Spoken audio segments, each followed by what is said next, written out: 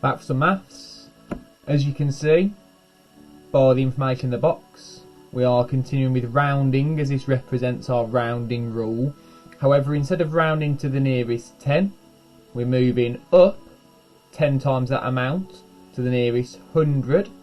So we're going to be rounding to the nearest 100, either rounding up or down, but still applying the same rule. So remember, 5 and above, we round up, 4 and below, we round down. And just like I have, it might be worth writing that down on your page just as a little reminder.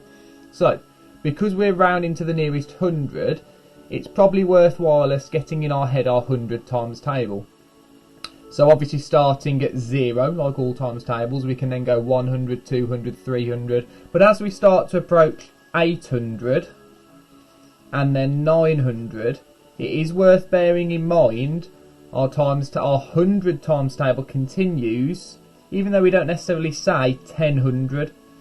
We have 1000, and then after 1100, and so on, and then eventually we'd have our 2000 in there, and that's why we have got 4-digit numbers, and you'll see some more 4-digit numbers today.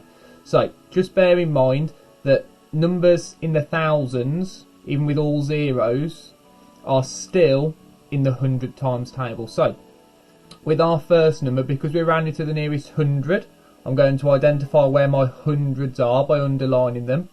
And then remember, it's the number to the right of it, so in the place value column to the right, that impacts whether we round up or down. So I'm going to circle that as that's what we apply our rule to.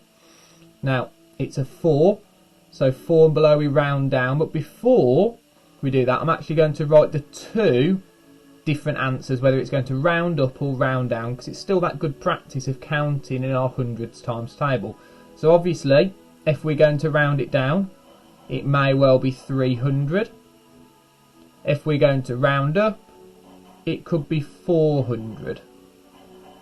Now the reason we don't round down to 200 is because actually this is above 300. So in our 100 times table, if we kind of continue this list down here,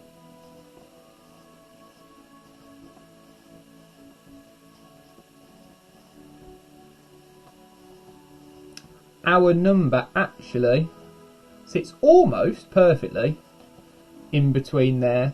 So our rounding up option is 400 and our rounding down option is 300. 200 would be another 100 below. So we've got our 2 potential answers. However, looking at our rounding rule, it's a 4. 4 and below we round down. So therefore, 349 to the nearest 100 is in fact 300.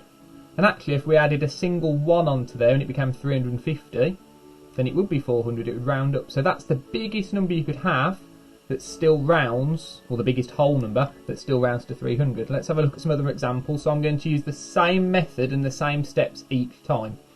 So identify my hundreds, circle my tens as that impacts it. I'm going to write my 2 rounded answers, so it could be 500, or it may well round up to 600. Use my rounding rule. 5 and above it rounds up, it's an 8, and it is above 5, so therefore it's 600. Now here, I haven't got any hundreds. It might be that I put a 0 in. Don't have to, but I haven't got any hundreds. That just might remind me. I'm still going to look at my tens, however. So my 2 potential rounding answers, it's either going to round up to 100 or round down to 0. As we talked about at the start, go back to our 100 times table over here, all our times tables, 0 times any of your times tables is still 0. So if our 78 is here, it's going to be a little bit close to 100 as we know, but our 2 options are 100 and 0, so it's worth bearing that in mind. It's a 7, so it's bigger than 5, so we're going to round up, so it'll be 100. 4-digit number now, so again we've just got to be really careful that I don't just get in a habit of underlining the first digit in all my numbers. I've got to actually identify, well, there's my hundreds, because that would be a thousands. Circle the tens because it impacts on the hundreds. It's a 4, so I'm going to round it down, so that would be my answer, and I'm also going to write in the other potential rounded answer as well.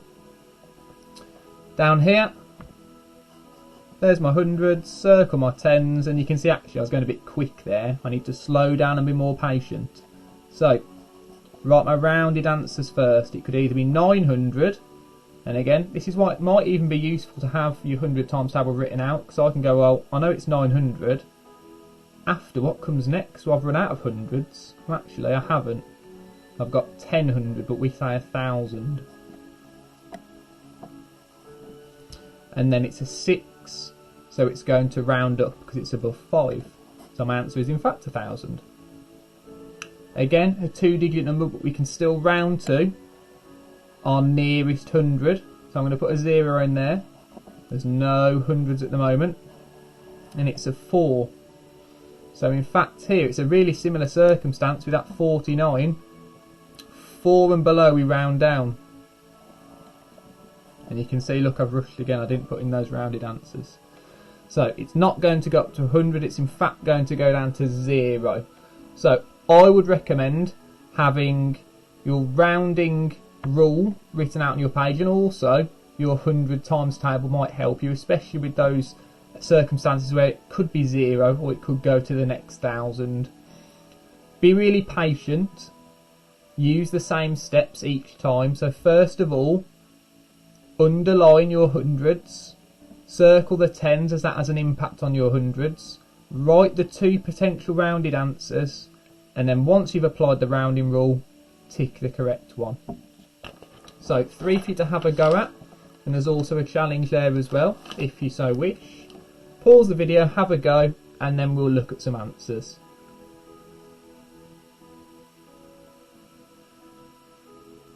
Okay, hope you've had enough time to have a go at those. I'm just going to put the answers on the page. You've been really patient, I'm sure, and gone through the methods. I've modelled them once. So this would have actually rounded down to 800, because it's a 4. This would have rounded up to 2400 because we have a 5. This would have rounded to 4000 because here, oh actually that's incorrect, isn't it? So there's an 8 there, so we all make mistakes. I'm being really patient, and this is why we should really put our workings out. So that'll round to 4100. Did you think you made a mistake? And then finally the challenge, so they did get progressively more difficult. Here I'm going to be patient now to make sure I don't make a mistake. So there's my hundreds, there's my tens, it's below 4, so actually it's going to round down to 3900. So it just goes to show that putting proper workings out and proper calculations minimises the likelihood to make mistakes. So, you've had a go at some of my questions and hopefully you got them right.